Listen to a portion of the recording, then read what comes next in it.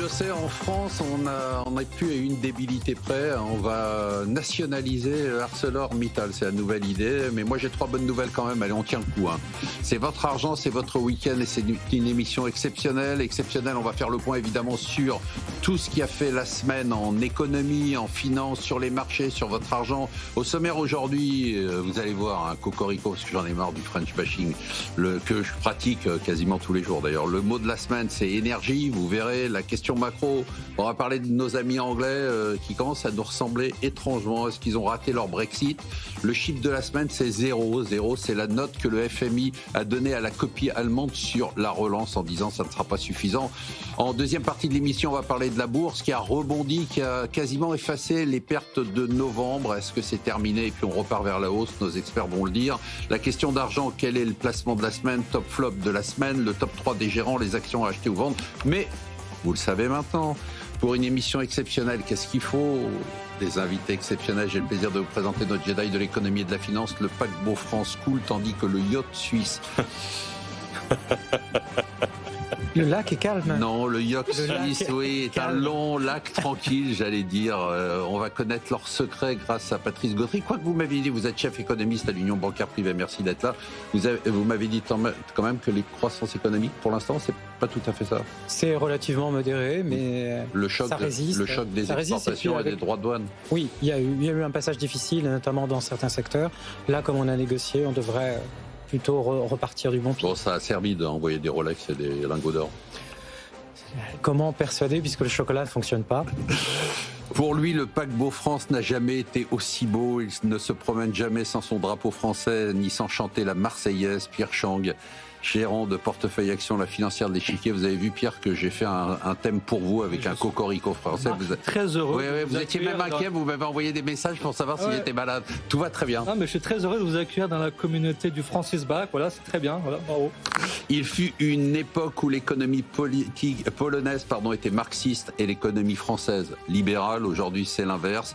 Il a la double culture qui lui permet d'avoir un regard sur cette évolution. Andrzej Kavalek, on va avoir besoin de nous dire à quelle sauce on va être mangé, puisqu'on ressemble de plus en plus à la Pologne d'après-guerre. Directeur général de l'illustre champion de la gestion Moneta AM. D'abord, c'est un plaisir de vous avoir. Merci Marc. Vous reconnaissez un peu de la Pologne de votre enfance? La roue tourne. Moi, j'ai le souvenir dans les années 80 en Pologne avec des étagères uniquement de la confiture et du vinaigre. Le reste était sous ticket de rationnement. Mais la roue peut encore tourner pour la France et il faut garder espoir. Rappelez-nous quand même le taux de croissance en Pologne qui est spectaculaire. Actuellement, il est de 3,5 et en croissance cumulée depuis la transformation, donc 89, c'est la deuxième plus forte croissance mondiale derrière la Chine sur les 35 dernières années. Bon, rassurez-nous, vous n'allez pas retourner en Pologne? Non, je suis très bien en France. On vous garde. Comme le chante Serge Lama, c'est notre ami et c'est notre maître, le couteau suisse de l'économie du groupe BFM, Emmanuel Le Chypre. Bonjour Marc. Ça va Emmanuel? Oui, très bien.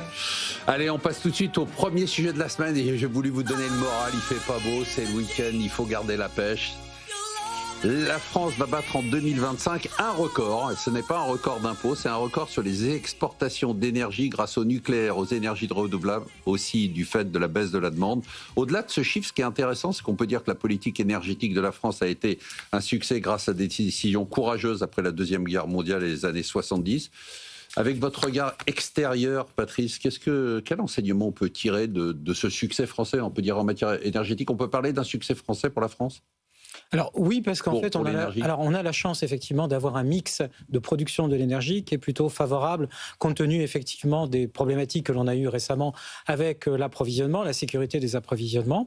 Donc ça, c'est plutôt effectivement, c'est plutôt favorable. Après, effectivement, dans les exportations, ça veut dire aussi que les interconnexions, et ça, c'est le sujet qui me semble-t-il est encore plus important. Lui, fonctionne effectivement, il fonctionne de mieux en mieux. On s'en souvient, l'épisode avec l'Espagne en 2025. Où effectivement il y a eu un shutdown là et Portugal, et sur lequel d'ailleurs on n'a toujours pas d'ailleurs de conclusion définitive. Par contre, ce qui me semble intéressant, alors j'ai relevé 2 points dans les rapports qu'on peut faire sur l'énergie. Il y a encore un peu un retard du côté français dans l'interconnexion avec les réseaux justement limitrophes. Et d'autre part, quand on regarde effectivement les tests de sécurité, parce que je pense que c'est vraiment les 2 axes qui sont intéressants, les tests de sécurité à mon avis, sont peut-être un petit peu faibles parce qu'effectivement, on voit qu'on relaie en fait avec l'énergie un peu à l'Espagne, un peu la Suisse et beaucoup l'Allemagne. Il y a 4 en fait centrales allemandes qui pourraient, en cas de problème, nous approvisionner. Donc là, il y a encore des progrès à faire. Par contre, ce qui est intéressant, il y a un programme fusion qui va sortir au niveau européen. Alors là, qui va proprement, je dirais, se pencher sur l'évolution de la stratégie nucléaire. Et effectivement, et la France, quand on regarde dans le panorama mondial par rapport aux États-Unis ou par rapport à d'autres pays, est plutôt bien positionnée puisqu'il y a un savoir-faire, il y a je dirais la volonté, notamment au niveau européen, de relancer des activités de style EPR. Et puis, bien entendu, on va évoluer encore, et là, c'est un chapitre qui, moi, me semble très, très intéressant sur cette notion d'interconnexion et de sécurité, et cette fois-ci au niveau européen, pas simplement au niveau d'un pays. Emmanuel, c'est le fruit de décisions courageuses à certains moments.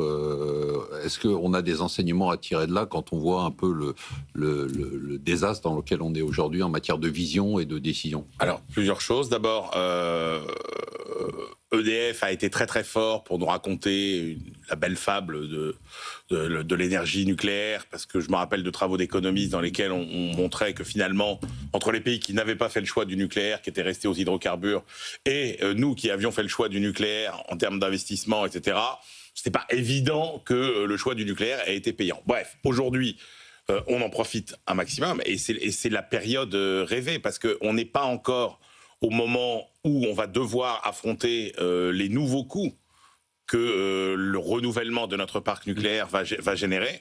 Et ça, on sait très bien que c'est un nucléaire qui va coûter plus cher. Et puis, on a aussi un autre phénomène, et là où c'est intéressant par rapport justement à tout ce qui est réserve de capacité, parce qu'il faut bien voir aujourd'hui que si vous faites la liste, puisque on essaye de voir tout ce qui va bien en France. Aujourd'hui, tout en haut de la liste de ce qui attire les entreprises en France, c'est justement notre capacité à fournir de l'électricité, parce qu'en plus, on a essentiel, notamment pour les activités d'intelligence artificielle et toutes les activités techniques. On a une révision en baisse des perspectives de consommation, c'est-à-dire qu'elles ont été révisées là cette semaine de 5 à 10%. Donc tout ça fait qu'on pourrait avoir un prix d'électricité assez correct. Après, c'est comment on intègre le coût de toutes ces nouvelles centrales nucléaires. Je partage pas tout à fait l'optimisme sur l'idée que on sait fabriquer du nucléaire. On ne sait plus fabriquer de centrales nucléaires. On a su générer, parce qu'on en a fabriqué beaucoup en très peu d'années. Donc là, on avait vraiment des économies d'échelle. Quand vous regardez l'EPR, ensuite les nouveaux qu'il va falloir fabriquer, c'est plus, ça s'appelle toujours EPR, EPR2, mais c'est plus les mêmes. Bon, bref, en gros, sur la capacité à délivrer rapidement du nouveau nucléaire à un prix raisonnable, je doute un peu. Pierre, quand on voit qu'en fait on bénéficie de décisions courageuses qui ont été prises il y a plus de 70 ans pour certaines, qu'est-ce que ça vous inspire? Donc c'est la décision du nucléaire, donc ça s'est pris sous Général de Gaulle. Bien sûr. Le Général de Gaulle, il disait... Commissariat à l'énergie atomique, voilà, c'était en 45. 46. Le programme est voté en 52. Donc le général de Gaulle, il disait c'est plus dur, c'est beaucoup, le plus difficile, c'est pas de sortir de Polytechnique, c'est de sortir de l'ordinaire. Donc en fait, ça veut dire le plus dur, c'est d'être visionnaire quelque part. Voilà. Oui, moi aujourd'hui, mon sentiment, c'est que dans la gouvernance d'un État comme la France aujourd'hui, dans l'Union européenne, avoir ce type de décision, c'est devenu très compliqué. Et on a vu déjà la mascarade que ça a été pour rentrer le nucléaire dans la taxonomie européenne. Il a fallu négocier avec tout le monde. Il y a eu un doute. Donc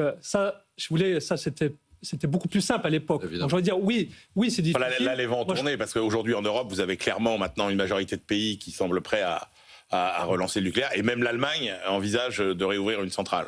Ah, mais il aura quand même fallu la guerre en Ukraine pour y arriver. Absolument. Voilà, donc ça c'est le premier point. Deuxième point, je pense que la France aujourd'hui, on consomme 60% de produits fossiles pour notre énergie.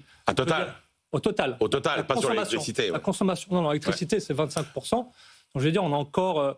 Pour moi, on a encore de la marge. C'est une opportunité de devenir de plus en plus indépendant. Voilà. Et le troisième point, c'est qu'en France, on a beaucoup de champions d'électrification. Et là aussi, on peut aussi faire faire du Francis Bach aussi, parce qu'on a Schneider, on a Legrand. Sur les câbles, on a Nexans. Les câbles, c'est un oligopole mondial. On a l'un des trois. On a vraiment des champions mondiaux. On a Rexel aussi. Donc, je veux dire, on a EDF. On n'est plus coté, mais je veux dire, on a une côte française qui est quand même assez riche en champions dans l'électrification. André?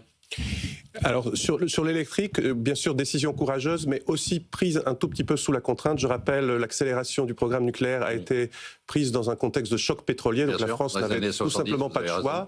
Mais ce qui était extraordinaire, c'est que cette décision, pour le bien collectif, a réussi à être imposée à la société, et la société a adhéré à cette idée. Aujourd'hui, moi j'ai l'impression qu'en 40 ans depuis cette décision, l'individuel a pris beaucoup le part sur le collectif. Il y a des projets sensés, mais tout le monde proteste parce que personne ne veut de choses chez lui. Regardez ce qui se passe sur l'éolien, regardez ce qui se passe aussi à plus petite échelle sur la réindustrialisation de l'Europe. J'ai le souvenir d'une usine qui devait fabriquer du saumon en France. Il voulait la localiser à Soulac-sur-Mer, enfin, dans l'estuaire de la Gironde. Ça a été tué par les écologistes et les habitants parce que personne n'en voulait. Et donc aujourd'hui, je dirais, il faut du courage politique, mais il faut aussi un sens du collectif pour permettre de dupliquer ce genre de décisions qui portent des bénéfices sur des générations. Et Marc, vous parliez des décisions d'investissement un peu audacieuses, etc. Oui. Il ne faut pas oublier qu'il y a quand même eu une période noire au cours de laquelle on a sabordé notre industrie nucléaire pour des raisons politiques, pour des raisons de rivalité entre Areva, entre EDF, etc. Les patrons français se sont tirés des balles dans le pied, c'était lamentable, et les politiques ont été en dessous de tout. Rappelez-vous les auditions, vous savez, notamment Nicolas Hulot, etc. C'était honteux. Honteux la façon dont on a... Mais comme dit Pierre, depuis la guerre en Ukraine, ça c'est vraiment pas ça. Allez, on passe tout de suite à un autre pays où j'ai l'impression que rien ne va. Le budget anglais présenté cette semaine aurait pu être présenté par nos députés. Hystérie fiscale, dérapage incontrôlé des dépenses sociales. On regarde la croissance, on regarde l'inflation, on regarde les taux d'intérêt. On a l'impression, Patrice, que ça va pas très bien. Et moi j'ai l'impression que la Grande-Bretagne, qui avait l'opportunité de devenir une sorte... On avait ce rêve... ou cet esprit de Singapour sur la Tamise, une sorte de pays libéral, dérégulé, dans lequel on aurait même une finance un peu sauvage et débridée. C'était mon rêve. Vous avez fumé quoi Et on a l'impression que tout ça s'est terminé, c'est-à-dire qu'ils ont fait un pays socialiste en dehors de l'Union européenne. C'est vraiment idiot. Ils ont bien réussi leur Brexit, puisqu'en fait, aujourd'hui, post-Brexit, les États-Unis ne veulent pas d'eux, et l'Union européenne, à peine. Ou du moins, on va négocier un petit peu. Et les États-Unis ne veulent pas d'eux en l'état. C'est-à-dire que les États-Unis, s'ils avaient fait un virage à la Singapour, ce serait appuyé sur eux. Alors, Singapour, c'est un hub. C'est-à-dire, vous mettez un pied dans Singapour pour pouvoir rentrer dans d'autres économies. Ça aurait pu être un hub pour l'Europe, pour tous les pays extérieurs à l'Europe. Le Royaume-Uni, quand il était dans la zone euro, dans l'Europe, l'Union européenne, pardon, c'était un hub, effectivement. On le voit avec des entreprises non pas nécessairement américaines, mais japonaises, Nissan, qui effectivement revendaient sur le marché. Donc c'était le point d'entrée. Donc aujourd'hui, ils ont très bien réussi leur Brexit, parce qu'en fait, effectivement, il y a une petite voie d'eau. Et alors, ceci dit, il y a quand même des choses intéressantes. La croissance potentielle anglaise, qui vient d'être révisée à la baisse, est encore estimée à 1,4%. Ouais, enfin, ce qui est quand même pas mal par rapport à l'Allemagne, 0,6%. C'est vrai. Donc ça veut dire que ça fonctionne encore. Alors effectivement, là, le budget, c'est une certaine habilité, puisque en définitive, les hausses d'impôts n'auront lieu que dans 3 ans. Oui. Donc c'est bien, c'est subtil. Elles sont quand même un peu affolantes. Alors, elles sont affolantes si on les applique, mais dans 3 ans, c'est-à-dire dans 3 ans, ce sera probablement une autre majorité. Donc, grosso modo, il y a une forte probabilité que les hausses d'impôts ne soient pas appliquées dans l'ensemble des mesures. Par contre, les dépenses, et notamment les dépenses sociales, ont été appliquées tout de suite, ou elles commencent dès 2026, parce qu'effectivement, comme par hasard, il y a des élections locales, donc au printemps prochain, sur lesquelles, effectivement, il faut un peu mitiger tout ça. Mais l'accueil, en fait, sur les marchés a été globalement positif. Pourquoi ? Parce que puis, vendredi, ça s'est un peu retendu à nouveau. Ça s'est retendu un peu parce que, effectivement, l'habileté, ça a été de mettre la poussière, c'est-à-dire, en fait, ce qui ne plaît pas sous un tapis. Et puis, ce tapis-là, on va le laisser gentiment l'oublier jusqu'en 2031. Et là, on recommencera. Mais on voit bien qu'effectivement, c'est un jeu un petit peu de trick-track, en quelque sorte, où on essaye de sauver à court terme. On maintient, je dirais, un environnement de crédibilité, notamment du côté des marchés financiers, mais sous l'économie... Enfin, avec des taux qui restent quand même un peu tendus par rapport au reste de l'Europe. Les taux sont tendus, mais la performance a été significative. Et puis, on ouvre la porte pour la Banque d'Angleterre pour qu'elle baisse ses taux, peut-être même au mois de décembre. Emmanuel, je vous avais dit de ne pas en parler, mais vous m'avez dit est-ce que tu as fumé? Mais pourquoi? Non, je vous trouve un peu sévère pour le coup, parce que effectivement, alors le Brexit, le bilan global, il est quand même plutôt négatif, puisque en gros, le PIB britannique serait quoi, 2 à 3 points de PIB plus élevé aujourd'hui. Ils ont perdu entre 3 et 5%. Voilà, s'il n'y avait pas eu le Brexit. Après, là où je trouve quand même leur expérience intéressante et le laboratoire effectivement à suivre, c'est qu'en fait, le Royaume-Uni fait exactement ce que devrait faire la France. C'est-à-dire que si, ah bon? Oui, c'est-à-dire que si vous regardez par exemple ce qui a été conseillé par le Conseil d'analyse économique, qui a essayé de tracer une trajectoire raisonnable et crédible de redressement des finances publiques, où il nous dit qu'il va falloir faire un effort plus important les premières années, mais on peut gagner en 5-7 ans, on peut... Mais il n'y a pas de réforme structurelle moi, je trouve qu'il y a quand même des dépenses qui sont des dépenses d'investissement. Les dépenses sociales, elles étaient relativement inévitables, et les hausses d'impôts, elles sont assez courageuses quand même si elles sont différées. Donc, on voit bien qu'un pays qui n'a pas... Alors, il y a deux choses. Il y a un pays qui n'a pas les filets de protection de l'euro, puisque encore une fois, contrairement à ce qu'on aurait pu croire, l'euro permet de faire n'importe quoi. Et on en est la preuve vivante. Et on en est la preuve vivante. Et puis c'est quand même un pays qui a toujours été radical dans ses choix de politique économique. Rappelez-vous les années 50-70. C'est ce que j'allais dire. On est dans les années 70. C'est-à-dire que oui, mais on y est quoi. Non, parce que à l'époque, rappelez-vous, c'était ce qu'on appelait le stop and go. C'est-à-dire que pendant un an ou deux, on vous mettait de la relance, puis après on vous mettait paf des grosses hausses d'impôts. Ça n'arrête pas. Là, c'est quand même un peu ça. Et après, ils ont fait le Brexit, qui était quand même un gros saut dans l'inconnu. Quand vous passez d'un pays quasiment socialiste à un pays très libéral, enfin, je veux dire, c'est un pays qui a fait des choix radicaux de politique économique. Et là, ce que je trouve intéressant, c'est qu'ils essayent de suivre un chemin qui serait le chemin raisonnable et crédible de redressement en France. Ah ouais, je trouve pas du tout, moi. André, il y a un point.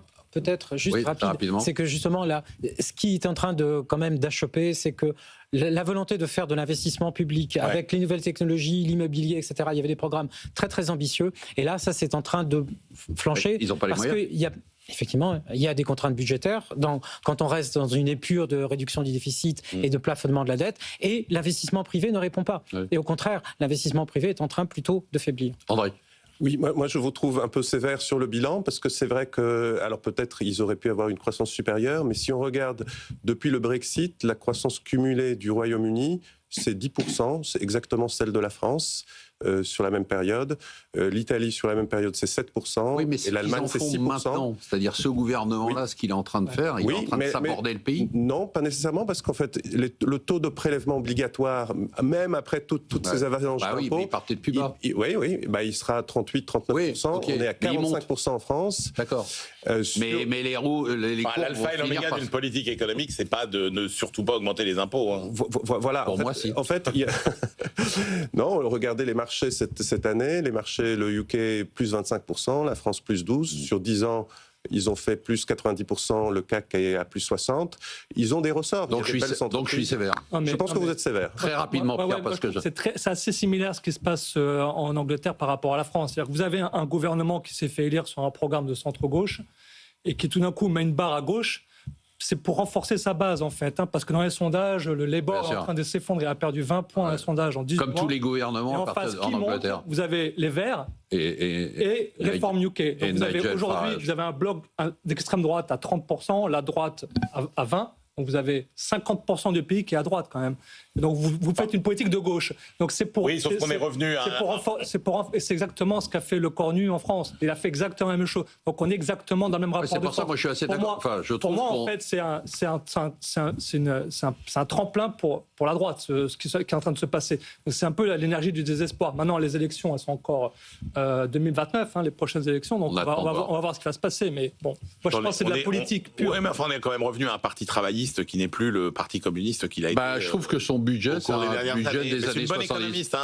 Moi, je trouve qu'il est assez équilibré. Son budget. Allez, on passe tout de suite au chiffre de la semaine, parce que je sais qu'Emmanuel a envie d'en parler. Le FMI a été très sévère. Il a jugé totalement insuffisant le plan de relance allemand. Pour le FMI, le problème est plus profond. L'Allemagne doit se réinventer. Elle doit pivoter. Et Emmanuel, vous aviez raison. Vous disiez qu'une fois que Angela Merkel serait partie, ça serait le désastre. Et c'est exactement ce qui est en train de se produire. Non, elle est partie à temps. pour ne pas supporter ce désastre qu'elle a largement contribué à... Je vous ai tendu la perche, là. Mais oui, mais puisqu'encore une fois, elle n'a rien fait. Ok, bon, parlons de l'Allemagne aujourd'hui. Donc voilà, l'Allemagne aujourd'hui, alors effectivement, on peut penser que ce plan de relance est insuffisant par rapport à tous les besoins. Ça ressemble beaucoup au plan de relance du Japon dans les années 80, non ? Non, l'Allemagne avait déjà fait ça au début des années 80, et donc non, il y a des énormes besoins d'infrastructures, bien sûr, mais ça ne résout pas tous les problèmes. Et c'est vrai que le cœur du problème allemand, c'est qu'aujourd'hui c'est une économie qui est piégée dans une sorte de milieu de gamme au niveau mondial. Ah, c'est ce que dit le FMI. Le FMI dit vous êtes dans des activités qui sont déflationnistes. Qui n'est pas que le piège allemand, qui est le piège de toute l'Europe continentale. D'ailleurs, et que quand vous êtes aujourd'hui coincé entre un marché américain qui est plus fermé et des chinois qui sont meilleurs que vous, qui sont en train de déferler. Regardez par exemple l'étude qu'a publiée Rexecode cette semaine sur l'hypercompétitivité chinoise.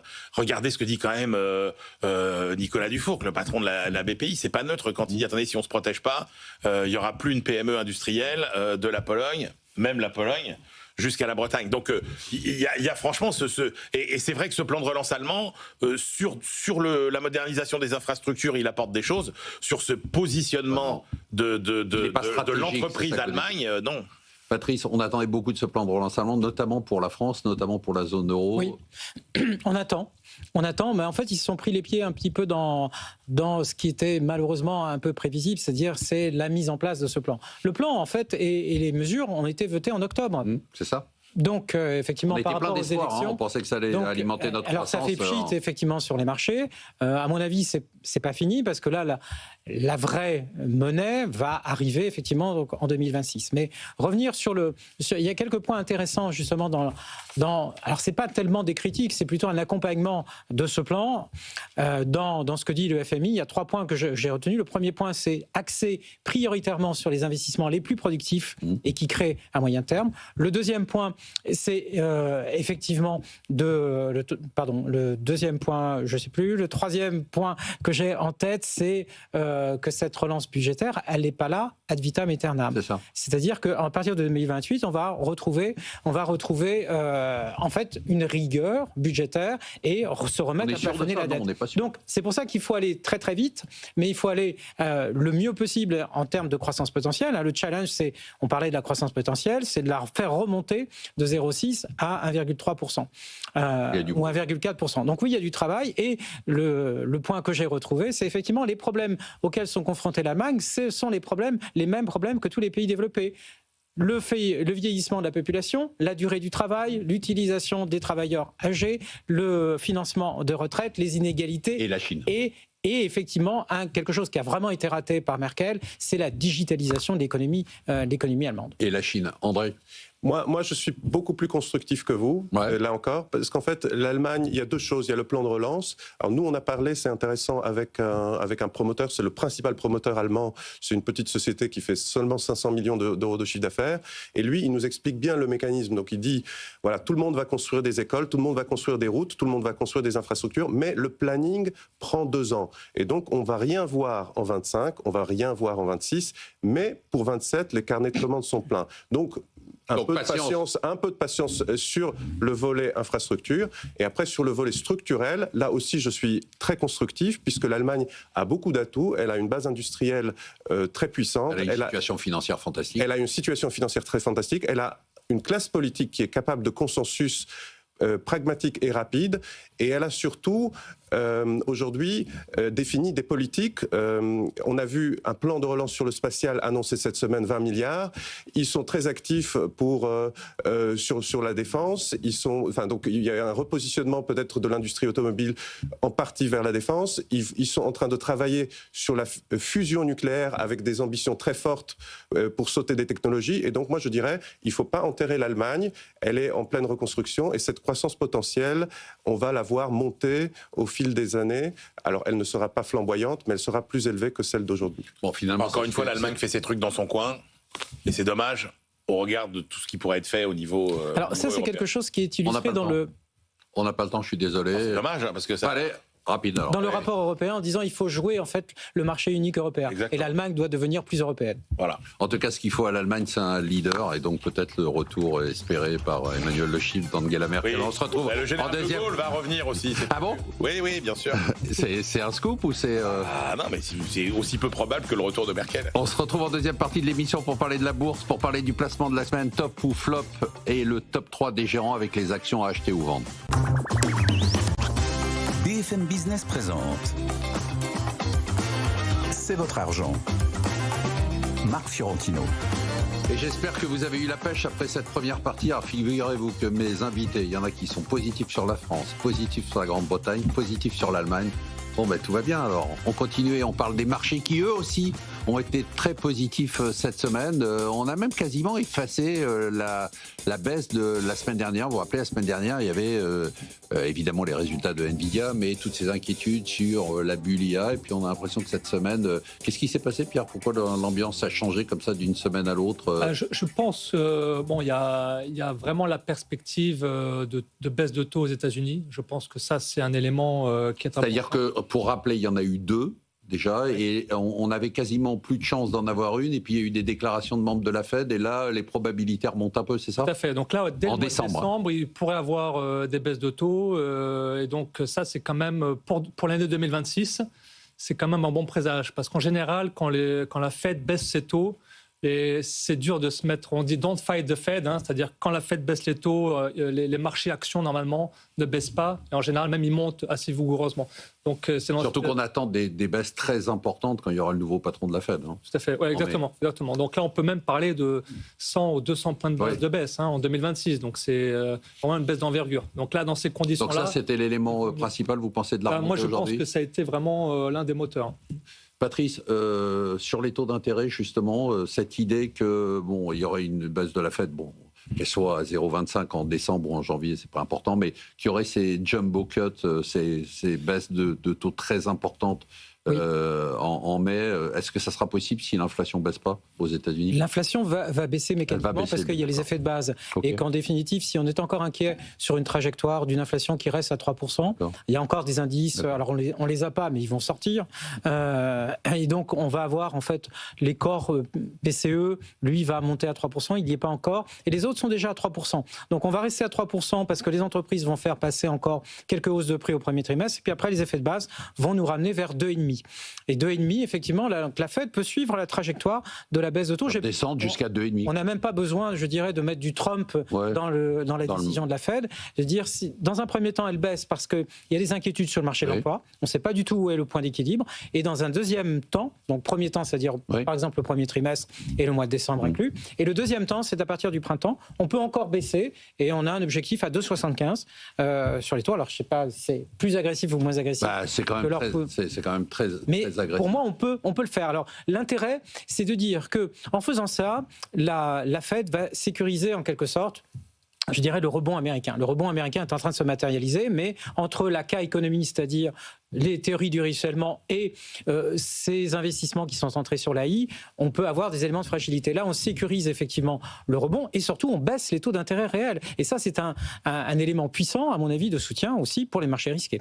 Et alors, juste pour revenir, on parle beaucoup en ce moment de l'économie en K aux États-Unis, avec cette branche de la population qui, elle, au contraire, ne ressent pas du tout ce que vous décrivez, la baisse de l'inflation, qui voit son pouvoir d'achat baisser et qui ne bénéficie pas de la hausse de la bourse et de l'effet richesse.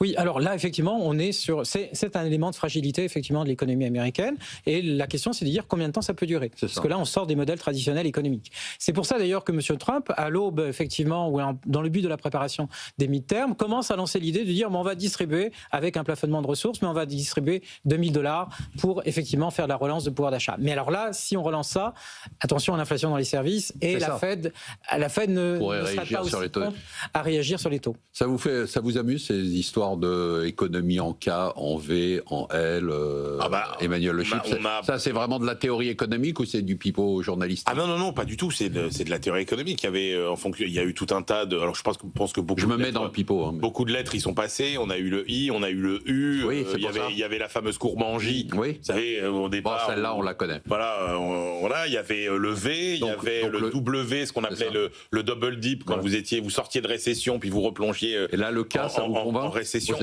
Oui, bien sûr, ça a le mérite. Non, puis ça a quand même le mérite d'être extrêmement pédagogique. C'est ça. Comme formule, bien sûr. Vous avez fait une très bonne année chez Moneta, et donc vous avez vu ça remonter des marchés récemment. Qu'est-ce qui alimente cette super performance de tous les indices cette année? Alors moi, je pense en Europe, on a un vrai réveil de l'Europe, n'en déplaise aux esprits chagrins. 3 facteurs très puissants pour un rebond des marchés européens. Le premier, c'est le plan de relance, et le plan de relance, il va porter ses fruits. Allemand, bien sûr. Le deuxième, c'est la relance des dépenses de défense, qui va engendrer à moyen terme des effets sur la croissance, puisque 1 euro investi en recherche et développement budgétaire et innovation militaire, c'est 2 euros de PIB à horizon 10 ans. Et c'est vrai que c'est un mouvement qui a été initié cette année. Et troisièmement, les réformes de Draghi. Je rappelle, Draghi chiffre toutes les imperfections liées au manque de consolidation de l'Europe, à la profusion de normes, au fait qu'on a privilégié le consommateur au profit d'entreprises européennes qui sont affaiblies face à la concurrence chinoise et américaine, et ce mouvement est en train de s'inverser, et donc on va rechercher ces gains de PIB perdus, donc c'est 10% du PIB. Si on les récupère sur 20 ans, ça fait quand même un booster très important sur très longue période. Et donc tout ça, ça a quand même fait changer le visage de l'Europe aux yeux des investisseurs internationaux. Et donc on a vu des flux venir en Europe, et c'est sans doute pas fini, puisque si la croissance potentielle augmente, ça veut dire que les bénéfices des entreprises vont augmenter, et donc ces sociétés vont pouvoir être mieux valorisées en bourse. Donc vous êtes plus positif sur l'Europe que sur les États-Unis ? Oui, parce qu'aujourd'hui aussi, il faut dire qu'1 euro de profit fait en Europe, il vaut plus qu'1 euro de profit fait dans le reste du monde. Vous voyez, 1 euro de profit fait en Chine, il peut être confisqué par le gouvernement local, avec ou non convocation du dirigeant dans une cave pendant quelques semaines, selon les us et coutumes. Aux États-Unis, on peut être taxé, on peut avoir aussi des procès. Regardez ce qui s'est passé à la BNP tout récemment. Donc vous voyez, donc aujourd'hui, 1 euro. Et donc, je pense que les investisseurs qui avaient privilégié jusqu'à très récemment les entreprises très mondiales, aujourd'hui reviennent. Alors, la tech américaine, c'est un phénomène purement américain. Donc, c'est un phénomène qui bénéficie à un segment de la cote, mais il va aussi bénéficier en ruissellement au reste de l'économie mondiale. Et moi, j'aime bien un exemple. Je cite l'exemple de l'Islande. L'Islande, c'est un pays...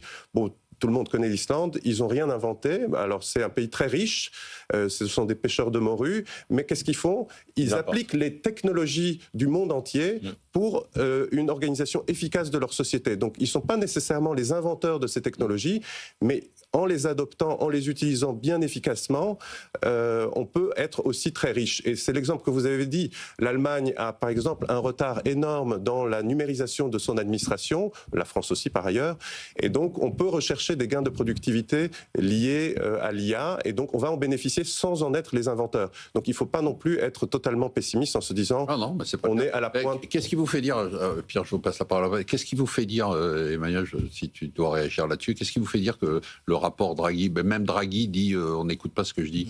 Qu'est-ce qui vous fait dire qu'il y a des signes positifs sur... Alors, c'est très simple. Il y a une révolution copernicienne qui est en marche, et je vais vous l'illustrer sur un exemple. C'est que depuis 50 ans, l'Europe fonctionnait sur le dogme du consommateur. Le consommateur était roi, et donc on avait les entreprises qui devaient assurer une concurrence la plus parfaite.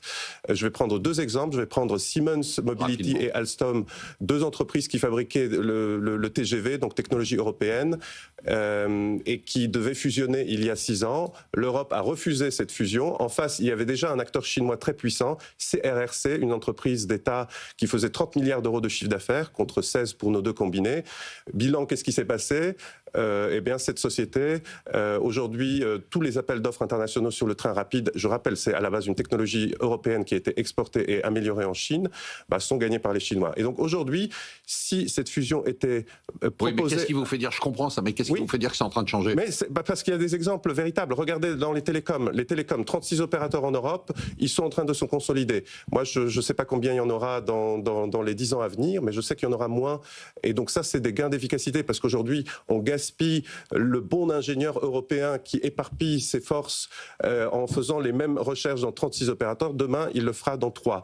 Je vous donne un autre exemple qui est live. C'est, regardez ce qui s'est passé il y a 3 semaines dans le spatial. On a mis ensemble 3 activités de sociétés Leonardo, Airbus et Thales dans une société commune pour faire les satellites. Et si on ne faisait pas ça, on serait dans les mains de Musk. Vous voyez, donc ça, c'était quelque chose qui aurait été impossible il y a 2 ans. Emmanuel, vous ressentez ça très rapidement parce qu'on va revenir au marché. Vous sentez que ça bouge? De façon aussi franche. Oui, on sent que ça bouge. Alors moi, pour éclairer un autre aspect, c'est ce qu'on a longtemps considéré comme étant vraiment l'imposition de contraintes écologiques assez dures. Presque idéologique, et on voit quand même que sur certains points, aujourd'hui, il y a une forme de retour à un pragmatisme qui fait que il y a des règles qui avaient été imposées qui sont en train d'être décalées, des normes qui sont allégées. Donc on a l'impression qu'on a quand même une forme de retour à la raison. Pierre, j'imagine que d'après ce que vous avez dit sur la bourse, pour reprendre ce que vous avez dit tout à l'heure avec les perspectives de baisse des taux, vous continuez à penser qu'on est sur une tendance positive. Oui, voilà, tout à fait. Donc nous, on est complètement investis aujourd'hui. J'ai peut-être un argument supplémentaire pour le retour de l'Europe. C'est la baisse du dollar. Donc cette année, là, on voit sur votre tableau le S&P à plus 16. Si on le met en euros, c'est pas du tout la même perf. On est quasiment à zéro. Voilà, on est quasiment à zéro. Et donc le fait que le dollar baisse et qu'on anticipe qu'il y a un consensus pratiquement qui continue à baisser, fait favorise que aussi les investisseurs internationaux se réfléchissent à 2 fois avant d'investir aux États-Unis et regardent l'Europe. Et donc là, on a des flux qui arrivent, on a le retour européen. Je voudrais passer tout de suite au placement de la semaine avec nos gérants. André, on ne l'avait pas préparé, mais on en a parlé avant. Je voudrais que vous nous parliez des fonds long short, parce que c'est un de vos succès actuellement, et finalement, je me demande si c'est peut-être pas ça le placement du moment. C'est quoi? Alors nous, un fonds long short, c'est un fonds qui a alors il y a différents types de fonds long short, donc avec des degrés d'exposition au marché qui peuvent varier. Donc typiquement, un fonds long short qui est exposé à 50% marché, c'est par exemple un fonds qui aura 80% d'actions à l'achat, il aura 30% d'actions à la vente, et donc sur une partie du portefeuille, on amortit les baisses. Et donc, quel est l'intérêt de ce type de placement? C'est de baisser la volatilité de l'investissement. La sensibilité au niveau général du marché. Voilà, puisqu'on gagne de l'argent sur une partie du portefeuille quand la bourse baisse. Et donc, on amortit les chutes. Et donc, ça, c'est un très bon placement pour les gens qui ont une vision peut-être un peu plus prudente des marchés, qui n'ont pas envie de se réveiller la nuit avec des haulkers. Et donc, aujourd'hui, avec des niveaux de marché très hauts et peut-être des craintes sur une surchauffe, par exemple aux États-Unis, certains peuvent de façon légitime avoir ce genre de crainte, eh bien ce type de placement est très recommandé à mon avis. Et puis dans ce type de placement, dans ce type de fonds, corrigez-moi si je me trompe, mais vous, par exemple, dans le même secteur, on peut considérer qu'on va acheter telle valeur et puis vendre telle valeur. Voilà, nous par exemple, dans notre long short, on a été récemment long Schneider, short Legrand. Voilà, on n'est pas exposé, on est neutre, vous voyez. Sur le secteur, neutre secteur. Par contre, on joue les dynamiques valeur par valeur. C'est des fonds qui sont, pour les gens qui nous écoutent, accessibles à tout le monde sur les contrats d'assurance vie. Tout à fait. Par exemple, notre fonds Moneta Long Short est parfaitement accessible avec une valeur de la part qui se compte en centaines d'euros, donc un ticket d'entrée qui est... Et éligible assurance vie et PEA. Éligible assurance vie et PEA. Quel est le placement de la semaine pour vous, Pierre? Donc, nous, il y a plusieurs convictions. Donc, on a parlé de la baisse du dollar. Je pense la baisse de taux aussi qui arrive aux États-Unis. Peut-être la remontée également du yen, la baisse du pétrole et du gaz aussi. Donc ça, ce sont des convictions fortes, en tout cas en ce qui me concerne. Alors, comment on peut les jouer alors? Voilà, donc quand le dollar baisse, il faut avoir des pays émergents en fait. Donc nous, on vient par exemple de lancer un fonds sur l'Inde, par exemple. Donc l'Inde, c'est vraiment le pays qui profite de beaucoup de choses en ce moment. Donc moi, je mettrais 60% actions sur ces 60%, un tiers sur les pays émergents et en particulier l'Inde. Ensuite, un tiers Europe, un tiers US. Ensuite, bien sûr, sur les obligations. Donc là, un tiers Europe, en particulier la périphérie. Donc on voit l'Espagne, le Portugal se portent bien, la Pologne également se porte bien. Donc sur les obligations souveraines périphériques en Europe, là également, je pense qu'il y a quelque chose. Et puis ensuite, 15% du portefeuille sur les matières premières. Et donc là, on a bien évidemment l'or, forcément. Le cuivre aussi pour la transition énergétique. Et enfin, les terres rares, parce qu'on sent bien qu'il y a des pénuries qui vont commencer à s'organiser. Et comment on joue ça, les terres rares? Il y a des fonds, il y a des fonds terres rares, donc pas encore chez nous. Et l'or, pourquoi vous dites évidemment l'or? Parce que l'or, quand même, c'est une valeur, je pense qu'aujourd'hui, quand le dollar baisse, il y a un début de dédollarisation du monde. Et donc, c'est vrai que toutes les banques centrales aujourd'hui construisent des stocks d'or. Donc, ça, rien que ça, déjà, c'est un moteur assez important pour l'or. Je me tourne vers les Suisses quand on parle d'or. Vous êtes d'accord sur l'or?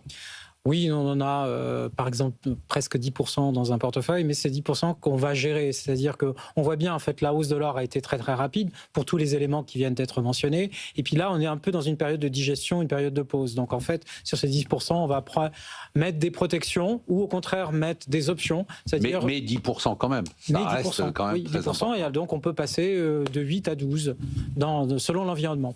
Ouais, c'est un pourcentage important dans un portefeuille quand même. Hein. Oui. Le top ou le flop de la semaine pour vous, Emmanuel, c'est quoi?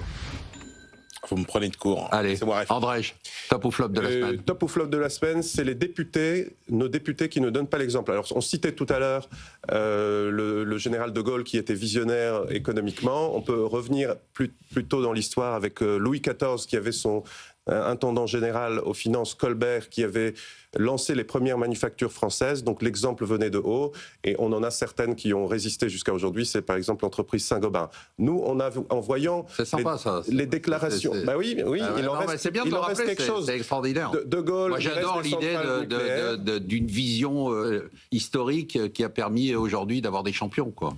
Et alors, quand on regarde les déclarations de patrimoine, et c'est un exercice intéressant de nos 577 députés, c'est horrible. Eh bien, on voit qu'il y a très peu d'entre eux qui ont des actions en portefeuille. Alors, certains même s'en vantent de ne pas en avoir, par exemple de n'avoir qu'un vélo. Bon, alors ça, c'est une caricature, mais je dirais... Et se défendent même en disant, vous avez vu, j'en ai pas, hein. J'en ai pas. Ne m'attaquez pas, j'en ai pas. Et on va rappeler que sur nos 577 députés, il n'y a que 21 chefs d'entreprise à l'Assemblée. Voilà. Et après, on est très surpris de constater que seulement 5 à 6% de l'épargne financière française est placée en actions.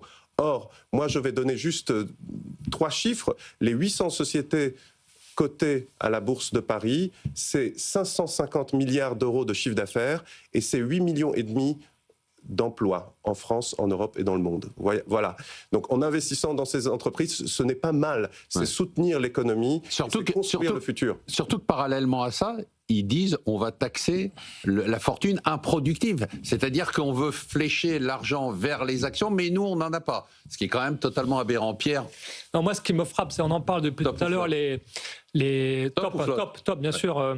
Les pays occidentaux, globalement, la plupart ont des finances publiques limitées, contraintes. Alors qu'on est dans une époque où on a des défis colossaux à relever dans tous les domaines, dans l'espace, dans la sécurité. On va pas augmenter de la dette. Exactement. Donc la seule possibilité, c'est de faire appel à l'épargne publique. Voilà. Oui. Et c'est comme ça qu'est née la bourse, quelque part. Hein. Donc la bourse est née à Amsterdam au début du XVIIe siècle et c'était pour financer les conquêtes dans le Nouveau Monde, alors que les finances publiques étaient grévées par des conflits armés. Et donc cette situation a fait émerger quelque part notre métier, André et moi, de la gestion d'actifs. Et donc voilà, je pense qu'aujourd'hui, on est dans une période qui favorise ça et les sociétés de gestion ont un rôle très important à jouer dans On a quand même eu cette semaine cette idée géniale d'un emprunt obligatoire. Ah ouais, pour les grandes on n'arrête pas. Oui, un super top. Donc les taux... Super top. Un super top, ah ouais, oui. Très content. Non, je viens de l'inventer. Super top. Donc les taux à 30 ans anglais sont passés de 5,35 à 5,19. Donc avec un pays qui est traité maintenant de pays émergent, avec un Premier ministre dont on prédit qu'effectivement il sera remplacé au printemps prochain, et dont une chancelière, ministre des Finances, chancelière de l'échiquier, qui est tombée en larmes en direct courant 2025. Donc effectivement, Rachel Reeves est la reine de ma semaine, puisque nous étions longs en duration. Bravo. Emmanuel, vous avez trouvé l'idée? Un méga top. Allez. Méga top, c'est un rappel que fait BPI sur le nombre d'entreprises qui vont être transmises dans les 5 à 10 prochaines années. Incroyable. C'est-à-dire qu'il y a 3 fois plus d'entreprises qui vont changer de main, parce qu'aujourd'hui, vous avez un quart des chefs d'entreprise qui a plus de 60 ans. Et donc, quand on regarde les travaux académiques qui ont été faits sur qu'est-ce qui se passe quand des entreprises comme ça sont reprises, après que des patrons, des chefs d'entreprise un peu vieux et un peu sous-investis, etc., vous avez quand même dans 7 cas sur 10 des entreprises entreprises qui, au bout de 5 ans, ont fait 5 à 10% de chiffre d'affaires de plus, ont embauché 5 à 10% de plus. Et je me dis, on a peut-être là une espèce de régénération du tissu économique français. C'est quoi cette français émission là qui me donne la pêche là. Qu'est-ce que vous avez tous là? Qui a un horizon de 10 ans qui peut apporter des tas de choses formidables. Et on va donner la pêche à tout le monde pour le week-end, hein, c'est super. Allez, maintenant, on va essayer de faire peur quand même à nos gérants. Parce que ça va, on a assez rigolé. On va passer d'abord au top 3. Top 3 cette semaine, que j'oublie à chaque fois, je ne sais pas pourquoi. Sébastien Lalvé, toujours en tête avec 43,4% de performance depuis le début de l'année. 41,4% pour Frédéric Rosier, 35,9% pour Céline Picmal. Bravo à tous les trois, très belle performance. Vous m'envoyez une musique qui fait peur pour les gérants? Vous avez peur, André, ou pas? Non, ça va, détendu. Pourtant, l'épreuve, elle est lourde. Si vous pouvez m'afficher les... Voilà, alors on a du... Je vais vous donner ce que vous avez en portefeuille avec Romain, puisque c'est un portefeuille commun, Moneta, Alten. On garde. BNP Paribas. On garde. Ça va rebondir. LDC, résultats semestriels sont sortis, très bons, incroyable. Mais l'accueil a été plutôt un peu frileux, mais on garde. Moi, quand je vais dans mon Monoprix, le rayon œuf est vide, donc ça me rassure. Incroyable quand même cette boîte, hein. 30 ans de cotation, ils ont fêté 30 ans de cotation. Sur 30 ans, le bénéfice par action a cru de 10% par an. En faisant du poulet, des œufs et des... et ça, la boîte, elle vaut quasiment 3 milliards. C'est-à-dire que là, on n'est pas dans les licornes fantasmées. C'est pas glamour, c'est une de ces belles boîtes familiales françaises qu'on aime bien. Commerzbank. Commerzbank. Alors là, on va arbitrer après une performance époustouflante, puisque le titre a pris 130% depuis le début de l'année. Vous avez été très bon sur les banques. Bravo. Alors, merci. 115%, bravo. Hein. Et on va remplacer par une autre banque. Allez. Alors Erste Bank, c'est une banque autrichienne qui est aussi présente en Europe centrale. Donc elle a à peu près 30% de ses activités en Autriche et le reste, beaucoup en Pologne, à peu près 27%, République tchèque. Et donc là, on joue une exposition à une région qui a une croissance peut-être un peu supérieure au reste de l'Europe et peut-être un petit joker fin des hostilités en Ukraine. Unibail, Rodamco, on garde. Canal+, on garde précieusement. LVMH, tiens, c'est intéressant. LVMH, on garde encore. On a bien joué le rebond. Ouais. Et je pense que ce rebond... C'était votre dernière reco et la valeur était au tapis. Oui. Et bravo. Et donc, et là, on garde? On garde bien sûr. On garde pourquoi? Parce que la Chine va mieux? Parce que quoi? On garde parce qu'en fait, c'est une société où la valorisation a été quand même malmenée. Aussi, on était dans un espèce d'euphorie. Vous voyez, quand dans le luxe, on vit ce qu'ont vécu ces sociétés, c'est-à-dire augmentation de prix, défilé de plus en plus cher. Et là, ça devient plus raisonnable. Il y a toute une série de profiteurs qui phagocytent autour de l'écosystème du luxe. Et donc, il suffit de couper un tout petit peu ses coûts pour que les marges se reprennent. Et donc, il faut très peu pour reprendre les résultats. Et en plus, si la demande revient, il y a un bon effet de levier. On est bon? On est bon, mais on ajoute aussi une autre société. Très rapidement, parce que sinon Pierre aura Très pas le temps rapidement, de parler. c'est Emeis.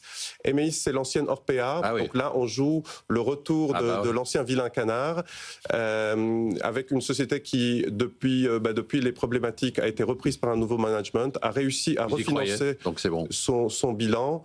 Et je constate qu'il n'y a pas de mauvais articles dans Mediapart. Donc je joue le rebond.